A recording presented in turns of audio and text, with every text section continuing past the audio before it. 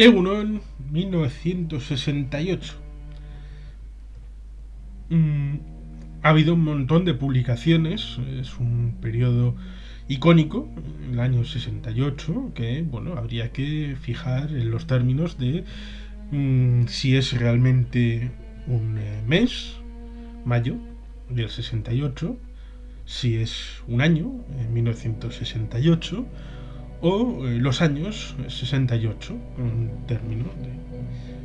1968, por ejemplo, es el año en el que se desayuna el mundo con la ofensiva del Tet, a inicios de ese año, el año nuevo vietnamita,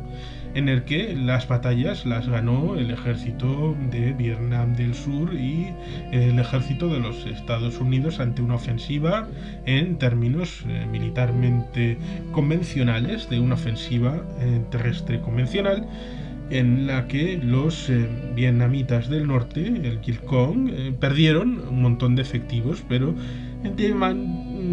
digamos que fue efectiva a términos propagandísticos y no militares. Militarmente fue una derrota sin paliativos del norte, pero a nivel de medios de comunicación fue un absoluto bombazo respecto a la opinión pública de los Estados Unidos. Es también el año de la primavera de Praga, al otro lado del telón de acero, en el que los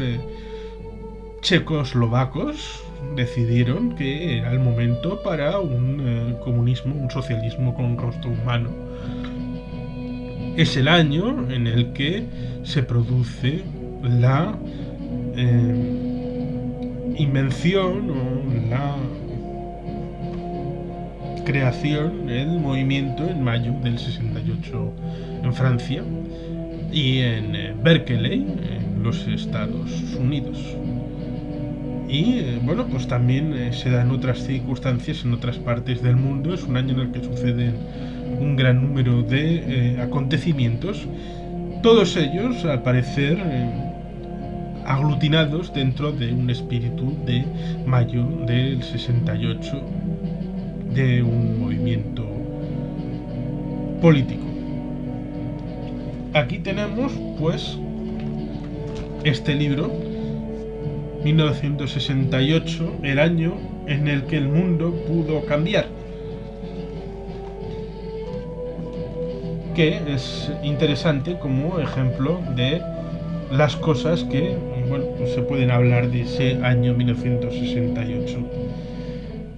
Habla de capítulos como las palabras y la cosa. ¿Cómo definir el 68? Es un término complicado. Hay que entrar muy de huello en las palabras porque pueden significar una cosa o la contraria, y por tanto hay que saber el contenido de las palabras y lo que quiere significar. La generación del 68, que bueno, hay gente que entiende que después del final de la Segunda Guerra Mundial en el año 45 tenemos 23 años hasta el año 68,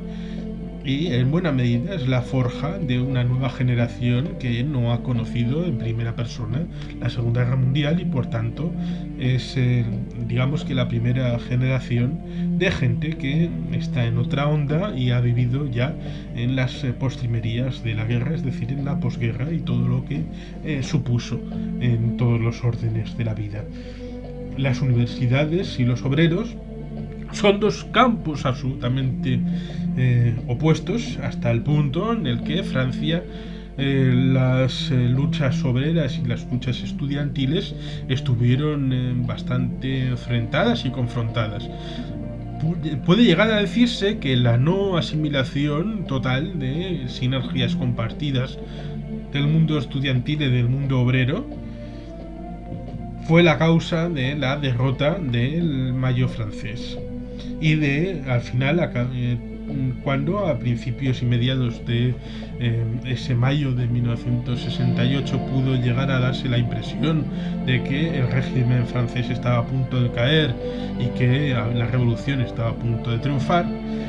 llega el día 30 de mayo en el que la manifestación a favor de Charles de Gaulle es multitudinaria en París y se giran las tornas, y en junio precisamente en unas elecciones legislativas especiales en Francia, es la derecha gaullista la que triunfa inmisericordiamente frente a las hordas rojo comunistas y socialistas de las izquierdas, del Partido Socialista Unificado y de la FIO de Mitterrand. Digamos que en el libro se producen ciertas explicaciones acerca de los experimentos sucedidos en los Estados Unidos, no solamente con Berkeley, sino con la experiencia de los demócratas con la convención en Chicago, que hubo sus más y sus menos y sus disturbios en las calles, con las consecuencias del documento de Port Huron en el año 62 y Estudiantes para una Sociedad Democrática, que luego acabarían en los Weathermen o los Weather Underground, después de entender que lo de Weathermen dejaba fuera a las Weather Women y claro, esto del género. En Francia, como digo, está pues, la Universidad de Nanterre, nombres como Daniel Cohn-Bendit y otros más que aglutinaron un movimiento en las calles de París con sus barricadas, que no había barricadas prácticamente desde los años de Napoleón III y la Comuna de París y todo aquello, un montón de tiempo sin exaltaciones. O eso dicen, o eso se llegó a decir. También Alemania Occidental, que curiosamente venían de un periodo de posguerra, después de haber vivido 14 años de nazismo,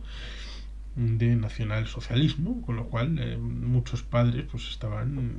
en la pomada nacionalsocialista y sus hijos eran gloriosos izquierdistas, lo cual lleva curiosamente a cosas tan bonitas como que la Universidad Libre de Berlín estaba fundamentalmente pagada por los aliados occidentales, sea Reino Unido o Estados Unidos, y atraía curiosamente a gentes de izquierda o con inquietudes revolucionarias de todo el resto de los países alemanes, de los Land alemanes, que el Hitler eliminó cualquier elemento de los antiguos países alemanes que se confederaron en el siglo XIX para formar la nueva Alemania. Sí, Hitler era un pelín centralista y pelín jacobino. Pues se llegó al chiste de que quizá deberían de financiar o subvencionar o recompensar los demás estados de Alemania a Berlín por haber acogido a buena parte de los revolucionarios en el año 68 y haberles evitado, como en París, espectáculos de revolución en las calles. Y luego tenemos otro apartado, aparte de Estados Unidos, Francia, Alemania Occidental y Reino Unido como otro parte del cuarteto de exposiciones acerca de que curiosamente fueron la copia de la copia, es decir, que no tuvieron una excesiva originalidad en cuanto al enfoque del año 68, en cuanto a los movimientos estudiantiles o de las formas de expresarles. Incluso se vieron en la circunstancia de que los ingenieros eran pelín más conservadores que las carreras de ciencias sociales, que estaban más comprometidas con una nueva forma, un nuevo enfoque de ver la realidad, y no tuvieron prácticamente más que darles en determinados días libres de clases a los ingenieros para que se sumaran a las asambleas y votaran en contra de todas las cosas que se estaban planteando desde la parte de las ciencias sociales. Evidentemente, el capítulo 10 habla de la violencia, porque como digo, los Weathermen, los Weather Underground, se pasaron al tema de la violencia, y hubo otros que tuvieron ese ramalazo después de la frustración, pues continuar con las armas en la mano. Y también, evidentemente, en Alemania, por ejemplo, con las Baader-Meinhof, es decir, la Rote Fraktion Armee, la fracción del Ejército Rojo. Es una derivada que es interesante de estudiar después del año 1968 como consecuencia de todo eso. Derrota y aceptación, derrota y adaptación. ¿Qué es lo que nos ofrece este libro? Una de las claves que vienen en este libro, y es interesante reflexionar sobre ellas, es acerca de la circunstancia de la divergencia de puntos de vista entre el mundo estudiantil y el mundo obrero, mundo sindical y las asociaciones de estudiantes. En tanto en cuanto los obreros iban más bien a la manduca, los salarios, el trabajo, las fábricas. Luego hubo una cierta, lo que ahora se llamarían los crossovers, hubo militantes de las asociaciones estudiantiles que por el propio progreso de la edad acabaron siendo menos jóvenes y acabaron trabajando en parte infiltrados en fábricas y acabaron teniendo su peso en ciertas fábricas. Digamos que como dijo alguien, los adultos, los viejos, desconfían de los jóvenes porque algún día lo fueron. Bueno, pues el asunto está en eso, que los obreros estaban más bien por un elemento de lucha de clases y todo eso, y había gente en Occidente que veían con buenos ojos otra cosa que estaba pasando paralelamente, como era la primavera maoísta, es decir, esa revolución mm, revolución cultural, que supuestamente después de la campaña de las 100 flores, que fue para laminarles. ¿Quién quiere hablar libremente en la China de Mao? Yo. Bien, bueno, pues vamos tomando los nombres y luego, ¡hala! Al campo de concentración y ya no se sabe más de ti. Ya. Digamos que hubo una serie de luchas internas dentro de la Revolución China, y la Revolución Cultural era una forma de Mao Zedong de intentar de recuperar el poder después de haber sido suprimido del poder en el año 60 debido a un montón de atentados inducidos al estilo del Holodomor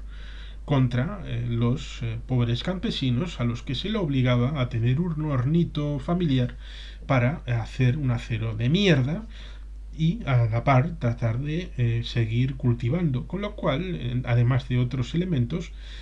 acabaron por destruir no solamente la agricultura, sino también hacer una industrialización de mierda. Y eso repercute evidentemente en el desarrollo del país de China, y acabaron por echar a Mao Zedong del poder, que evidentemente, como seguía respirando y seguía viviendo, pues se intentó volver a través de cosas como la revolución cultural, que en Occidente pensaron, uy, qué bien, los intelectuales también se revolucionan en China, les dejan hacer una revolución de la cultura. Eran mamporreros, más que nada, estudiantes mamporreros que no entendían nada, pero eran instrumentos para la retoma de poder de Mao Zedong, que quería volver a mandar. Y cuando Mao volvió a mandar, pues se acabó la revolución cultural y volvieron todos a casa. Bueno, pues el asunto está en el que en Occidente tenían pájaros en la cabeza y bueno, pues estaban con todo esto. Y los estudiantes, en buena medida, más que todo este elemento del mundo obrero y del salario y del trabajo y de todo esto, estaban en buena medida pensando otros elementos como la liberación sexual o temas más bien de la mujer, o de, bueno, pues temas políticos o de estos que luego pues generaciones de antiguos 68istas, como han sido las derivadas de partidos de izquierda socialdemócratas, llamémosle Clinton, Blair, bueno, Mitterrand fue deudor en parte de los 68istas, y bueno, pues luego otros que han venido después, en vez de enfocar cuando han tomado el poder los cambios de la sociedad productiva, de la economía productiva, de las bases estructurales de la economía del país, o hacer reformas en cuanto a la forma de estructurar el capitalismo en un determinado país, pues se dedicaron a cosas que, bueno, pues como puedan ser la mujer, los derechos de los gays, elementos culturales, de, bueno, formas de relacionarse socialmente, intelectualmente, debates de estos, eh, con leyes